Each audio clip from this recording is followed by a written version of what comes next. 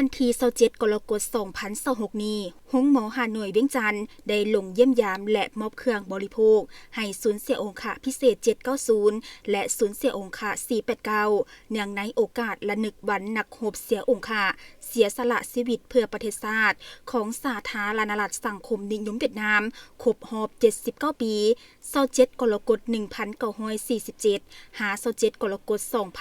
2026นำพาโดยทานดาวเวียงดวงเจริญผู้อำนวยการโรงหมอหาหน่วยเวียงจันทน์พร้อมด้วยคณะและให้เกียรติเข้าร่วมเป็นประธานของทานนางบุญเพ็งมูลโพไซอดีตกรรมการศูนย์กลางภาคอดีตรัฐมนตรีประจำสำนักงานนายกรัฐมนตรีมีสหายพลจัตวาอัมพรสุขวิสัยกรรมการคณะพรรคกลุ่มใหญ่หัวหน้าห้องการเมืองกลุ่มใหญ่การเมืองกองทัพมีคณะพรรคคณะบัญชาพนักงานเสียองค์พิเศษและพนักงานนักรบให้การต้อนรับจุดประสงค์ในการลงเยี่ยมยามและมอบเครื่องในครั้งนี้เพื่อระลึกถึงวันนักรบเสียองค์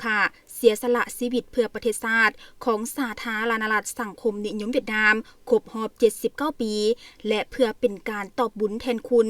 บ่รวมบ่เฉพาะก็คือแสดงให้เห็นความกตัญญูรู้บุญคุณและคุณงามความดีต่อพ่อแม่ลุงป้าอาที่เพิ่นได้อุทิศเลือดเนื้อเหือแหงสุมสติปัญญาเข้าในภารกิจปกปักรักษาและสร้างสาประเทศชาติเฮ็ดให้ประเทศชาติหลุดพ้นออกจากเอกปกครองของพวกลาเมืองขึ้นและสถาปนาเป็นประเทศสาธารณรัฐประชาธิปไตยประชาชนลาวให้สมกับคำว่ามีเพิ่นในบัดนั้นจึงมีเฮาในบัดนี้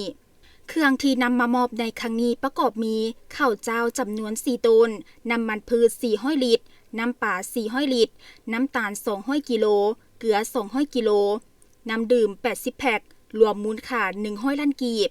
โอกาสดังกล่าวก็ได้เยี่ยมชมสถานที่ภายในศูนย์และเยี่ยมชมโรงหมออยู่ศูนย์เสียองค์พิเศษ790และศูนย์เสียองค์489ตื่มอีก